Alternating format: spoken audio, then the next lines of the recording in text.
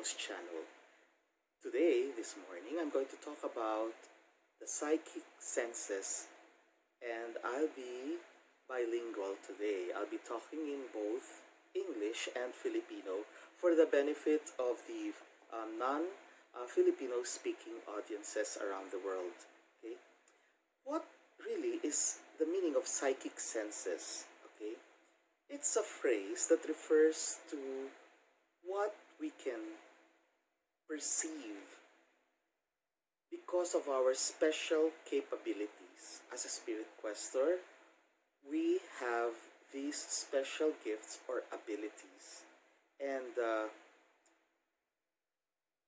we or I have always said on both radio and television for years now that every physical sense that we have has a counterpart in the psychic realm. Okay?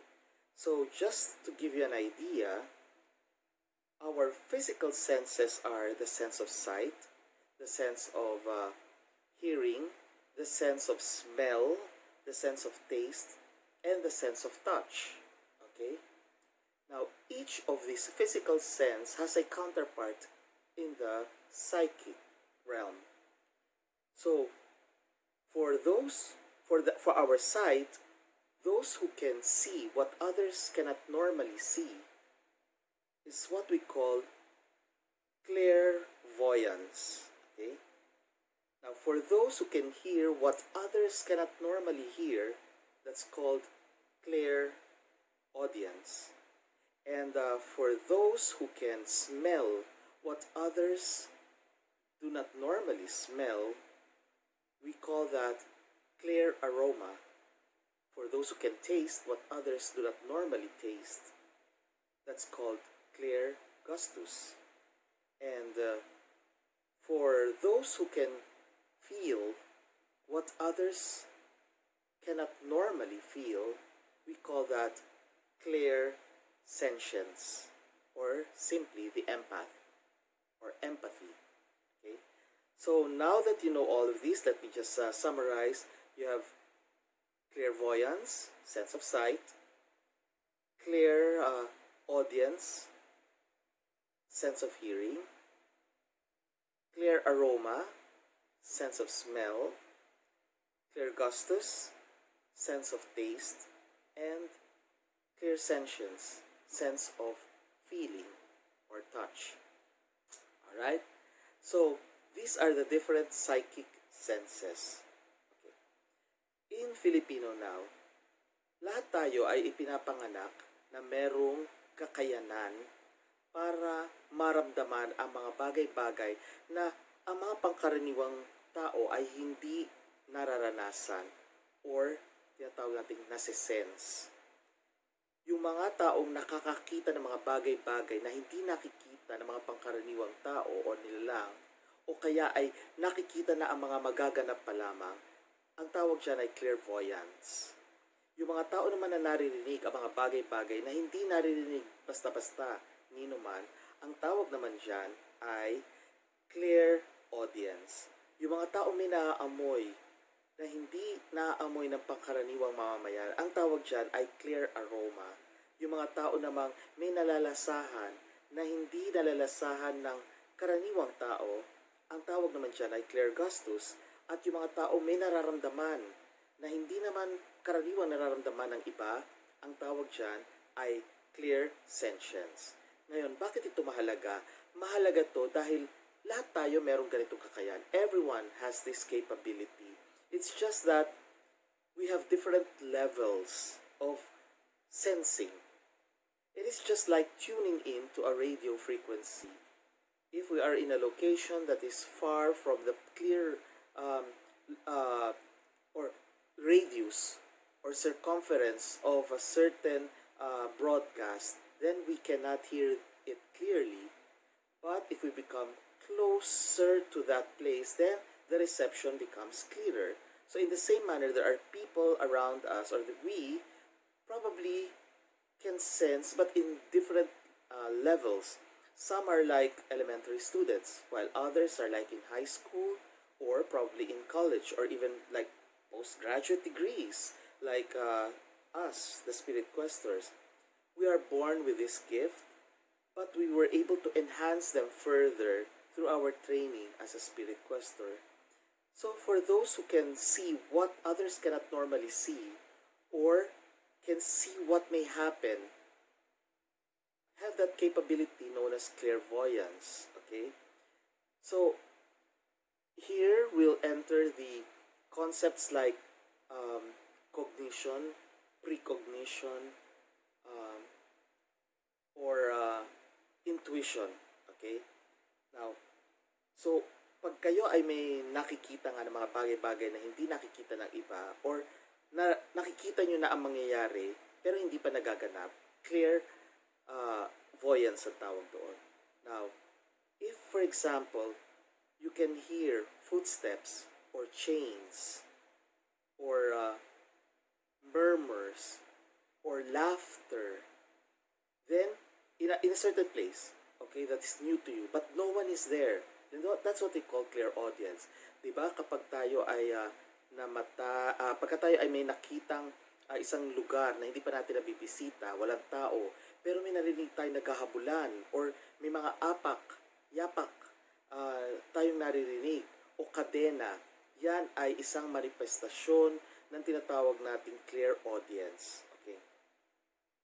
If we are able to smell flowers, or candles, or burning stick, or the fragrance of flowers, then that is also a manifestation of clear aroma. So if you go to a forest and suddenly you smell rain, or what you call petrichor, but it has not rained yet, or probably you smell fire but there's no fire at all, probably you are sensing some fire elemental, or earlier you may be sensing some earth elemental.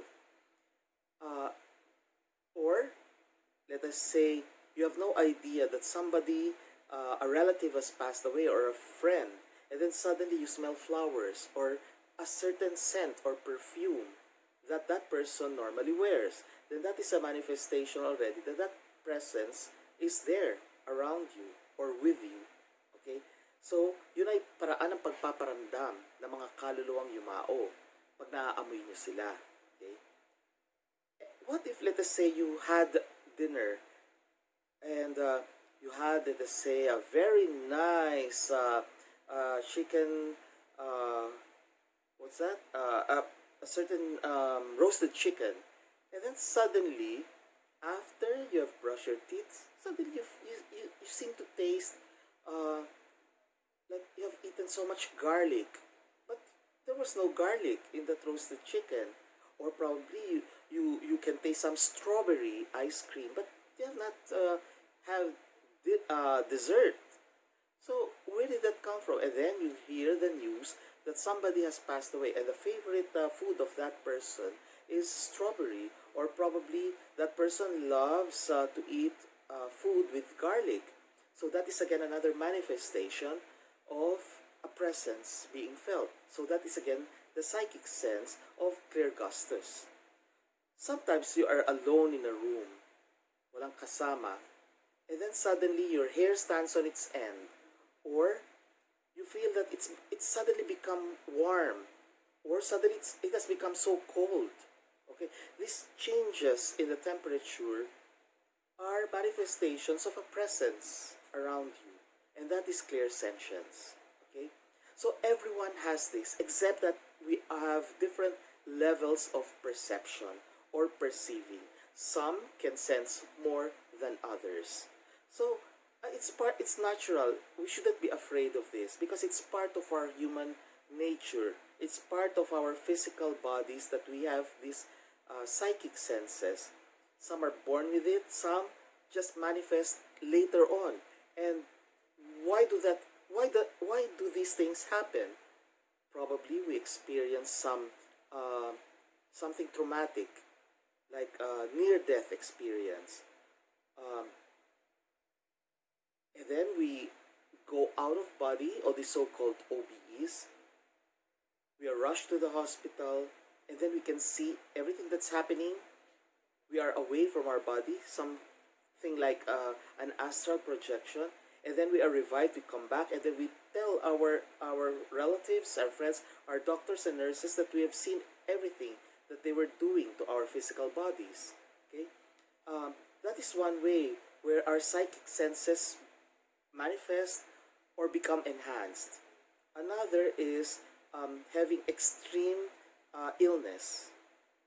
Okay, our psychic senses suddenly come out and suddenly become more prevalent. Or sometimes, um, the moment where you are when you are half awake, half asleep, and then you seem to see a shadow fleeting. Okay, that is also one way of having our psychic senses develop further. Okay, so it's natural. It's not something to be afraid of. We all have that capability. So there. So lahat po itong mga nararamdaman natin ay bahagi ng ating pagiging tao. Hindi tayo dapat matakot, kung hindi bahagi lang yan talaga ng ating kakayanan. Yung iba mas malakas ang kanilang pakiramdam, yung iba naman hindi gaanong kalakas. The more innocent you are, like children, the more that their psychic senses are developed. Okay? So, kapag tayo ay inosente, pansinin ninyo yung mga taga-probinsya, mas malawak, mas may kakayanan sila makakita o makaramdam. Pero yung mga nasa siyudad, yung nasa mga urbanized centers or cities or municipalities, medyo hindi na nila nasisense. Bakit? Kasi masyado silang attached sa mundo. They are so attached to the physical world that they can no longer sense these things. But if you are less attached to the physical world, then you can sense these things. Now, just a guide. For those of you who are afraid of seeing the dead or feeling their presence, there are two ways that I've always told on radio and television. One, think of your financial problems, money issues, then you become grounded. And two, think of food. Food. You're hungry, stuff yourself, eat. Then you will become grounded. So these two things, money and food. In Filipino, pera at pagkain. Kung takot kayo, isipin nyo ang pera. Maging busy kayo sa pera. Na may problema kayo, wala kayong pera, lalo na ngayon may COVID, may pandemic tayo. Or, isipin nyo, gutom kayo, kumain kayo, then we become grounded. Pag sinabing grounded, we won't, our state of consciousness when we are grounded will not elevate.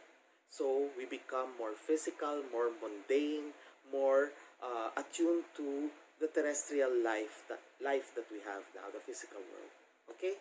So there, I hope you learned again something, Nixters. Salamat po sa mga subscribers. Don't forget to subscribe, like, and share this video and all my other videos. Thank you to the 1,400 or 1,500 plus subscribers now, and to the almost 20,000 views.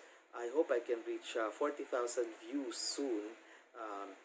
So don't forget, if you have questions, you can just email there, nixtradamus2018 at gmail.com.